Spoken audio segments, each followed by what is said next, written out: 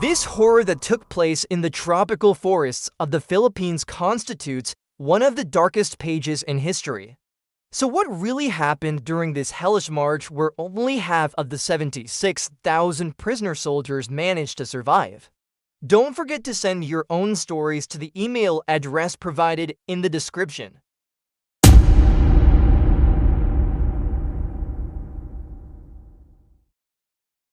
I am Robert Bobby Miller, an American soldier from Wisconsin, and as I walked with Jimmy on that hellish road, I knew that each step we took could be our last step. This march that began under the scorching sun of April 1942 on the Bataan Peninsula of the Philippines was the beginning of the darkest days of my life. Jimmy Patterson was my childhood friend. We had grown up together in Grand Rapids, a small town in Michigan. He was a tall young man with blonde hair and blue eyes. When he smiled, the dimple that appeared on his left cheek would drive all the girls in town crazy. His shoulders were broad, his hands large and strong, from working on his father's farm.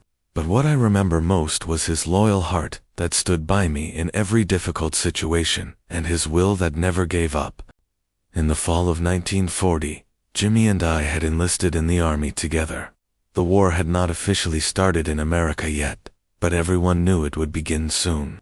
That day when we went to the enlistment office, Jimmy was clutching the letter he had written to Susan Baker. Susan was one of the most beautiful girls in our town. Her golden blonde hair cascaded over her shoulders. Her green eyes sparkled like spring leaves. Jimmy had proposed to her, and Susan had said yes. "Bobby," he had said to me that day, "when this war is over, I'm going to marry her, and you're going to be my best man." We had received basic training in San Antonio, Texas. The heat there had actually prepared us for the Philippines. We just didn't know it.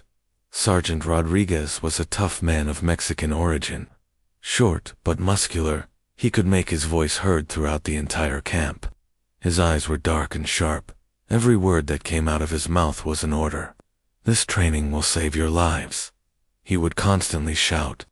"War is not a game, boys." We had arrived in the Philippines at the end of 1941. Manila's tropical heat, humid air, exotic scents. Jimmy was very excited in the first days.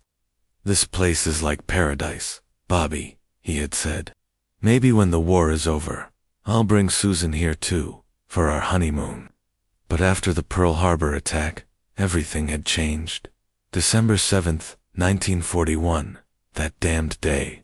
The joy on Jimmy's face had given way to deep anxiety. When the Japanese attacks began, we had retreated to the Bataan Peninsula. We had resisted there for months. Jimmy and I were in the same foxhole. At nights, we would talk about our distant homeland. He would constantly talk about Susan. He carried her photograph in the inside pocket of his jacket. A small black and white photograph, but Jimmy would smile as if it were in color when he looked at it. "Do you remember her scent, Bobby?" he would say. "She always smelled like lilac flowers." I would also talk about my family in Wisconsin. My father was a quiet man who worked in corporate management. His brown hair was always neatly combed. His gray eyes behind his glasses always looked serious. My mother, on the other hand, was the complete opposite, a cheerful and talkative woman. Her red hair was curly. When she laughed, the whole house would ring. "When the war is over, I'm going to hug my mother," I had told Jimmy. "I'm going to eat her apple pie." That morning, on April 9th, 1942, when we saw General King raise the surrender flag, I can never forget the disappointment on Jimmy's face. We had resisted for months. Our food had run out. Our ammunition was depleted. Diseases had spread among us. Malaria, dysentery, beriberi. Jimmy had also weakened in the last weeks. His strong body, the uniform that used to fill him out, now hung loose on him. "Bobby," he had said to me, with a glimmer of fear in those blue eyes, "I don't know what will happen now, but we'll never leave each other, right?" He had placed his hand on my shoulder, holding it tightly. His palm was sweaty. I could feel it trembling. "I have to return to Susan," he had continued. "I promised her. We're going to get married. At that moment, I had made him a promise. "We'll return together, Jimmy," I had said, "both of us." That damned promise that would gnaw at me for the rest of my life.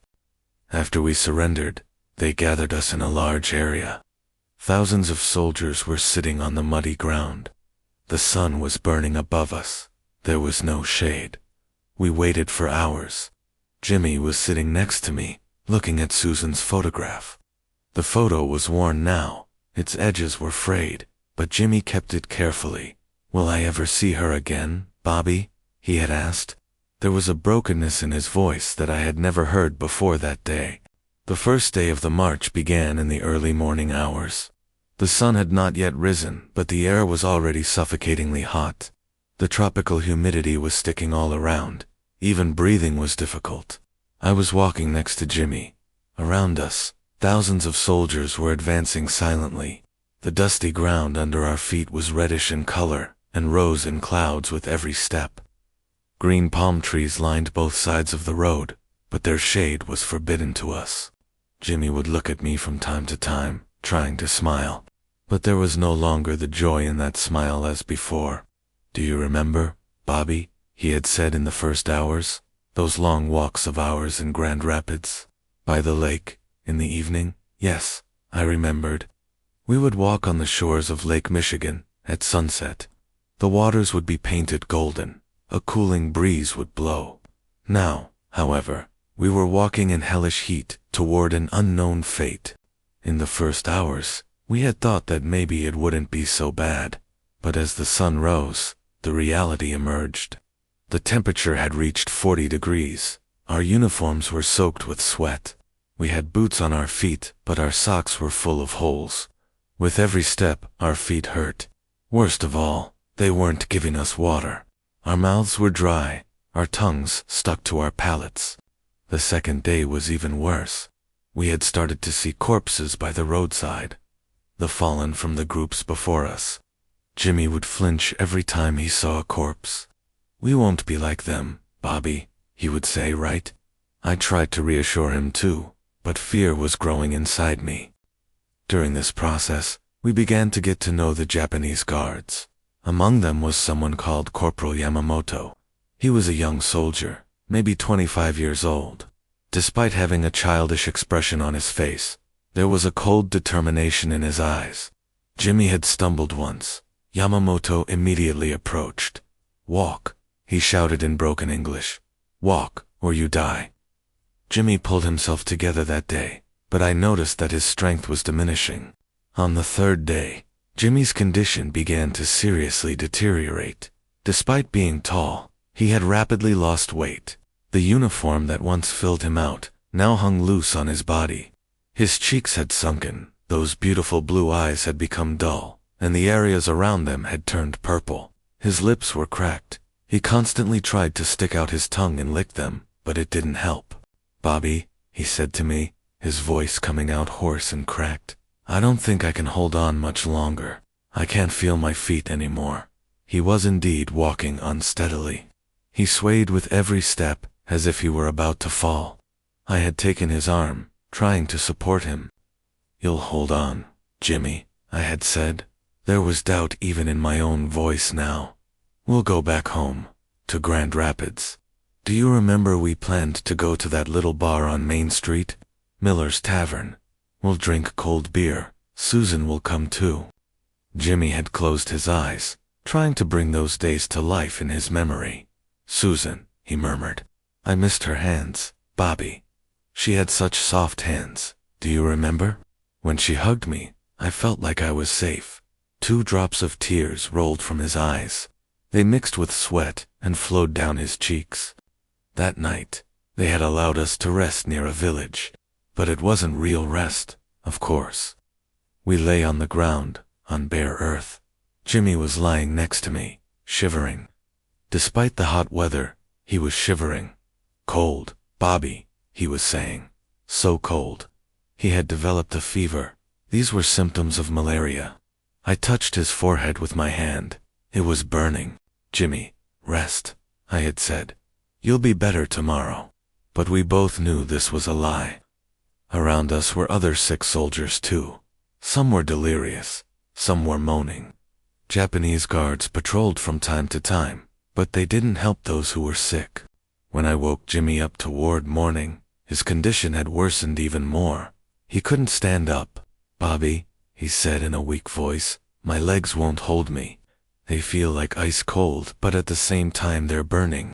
His eyes had become blurred. He couldn't see me clearly. On the fourth day afternoon, the sun was directly above us. We were walking as if inside an oven. Jimmy suddenly began to stagger. "Bobby, my feet won't hold me," he said. There was a fear in his voice that I can never forget. I had gotten under his arm, trying to support him, but I had weakened too. Every step we took was torture. Japanese soldier Suzuki came to our side at that moment. He was a middle-aged, short but muscular man. His face had deep lines, as if years of fatigue had accumulated there. His eyes were small and sharp. His gaze was like a sharp knife.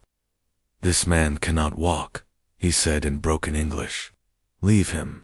"No," I had said to him. "He's my friend. He can walk." I was holding Jimmy tightly. At that moment, Jimmy turned to me. In those blue eyes, there was now an acceptance of death. "Bobby," he said in a low voice, "tell my mother. Tell her I love her. And Susan too. Tell my fiancée too, that I always loved her. Get yourself together." "Jimmy," I had shouted. "Get yourself together. We'll go home together." But Jimmy's legs were trembling. He was swaying not from sweat, but from fever. These were malaria symptoms. Suzuki had become impatient. "Last warning," he said in a harsh voice. "Leave him, or you die too." He had placed his hand on his pistol. At that moment, I was faced with the most difficult decision of my life. If I left Jimmy, he would die. If I didn't leave him, we would both die. Jimmy looked at me. "Go, Bobby," he said. "Please go. One of us has to live to tell this story." Tears were streaming from his eyes. "Tell my family what we went through." That was the moment I made what I believe was the biggest mistake of my life. I let go of Jimmy's arm. "I'm sorry," I whispered. "I'm so sorry, Jimmy." Jimmy fell to the ground. He was lying in the dusty earth, breathing heavily. He looked at me one last time, with those beautiful blue eyes. "Thank you, Bobby," he said. "You've been a good friend so far." Then he closed his eyes. Suzuki drew his pistol. A single sound was heard. Jimmy was no more. I continued walking, but with every step, I saw Jimmy's last look. With every step, I remembered the promise I had made to him. With every step, I relived that moment when I left him. The march lasted 9 days. 65 miles of road. Thousands of people died. I survived, but whether I was really living anymore, I didn't know. I stayed in the prisoner camp for 3 years. Every night, I saw Jimmy in my dreams. He would ask me, "Why did you leave me, Bobby?" When I woke up, my cheeks would be wet. In 1945, the war ended. I returned home, to Grand Rapids, to that small town. I visited Jimmy's family. His mother Margaret had become an old woman with graying hair. Jimmy's photograph hung on the wall, with that beautiful smile of his. "Tell me about Jimmy," Margaret had said. "How was he in his last days?" What could I have said? Should I have told the truth? Should I have told her how I left him? "He was a brave soldier," I had said. "He was brave until the very end. He said he loved you very much." Lies. All lies. I also saw Susan, Jimmy's fiancée. She was a beautiful girl, with brown hair and green eyes. She had married someone else by then. "I never forgot Jimmy," she had said to me. "I still love him." I also lied to her. I told her that Jimmy thought of her in his last moments. Years passed. I got married, had children, but Jimmy never left my mind. Every April 9th, I remember that damn day. Every year I go to Jimmy's grave. There was no stone anyway. He lies somewhere in the Philippines, in dusty soil. "I'm sorry, Jimmy," I say every time. I couldn't keep the promise I made to you. I left you. I left you when you needed me most. Now I'm old. I'm 85 years old. As my death approaches, I see Jimmy more. In my dreams he comes in his young form. Don't worry, Bobby, he says. I understand now. You couldn't have done it any other way. But I still can't forgive myself. Bobby Miller's story reveals that war leaves deep marks not only on the battlefield, but also on those who survive. Sometimes the greatest heroism is having to live and remember. This tragedy experienced during the Bataan Death March caused the breakdown of thousands of families, but it also taught what friendship and sacrifice mean. These painful pages of the past continue to remind us how precious today's peace is.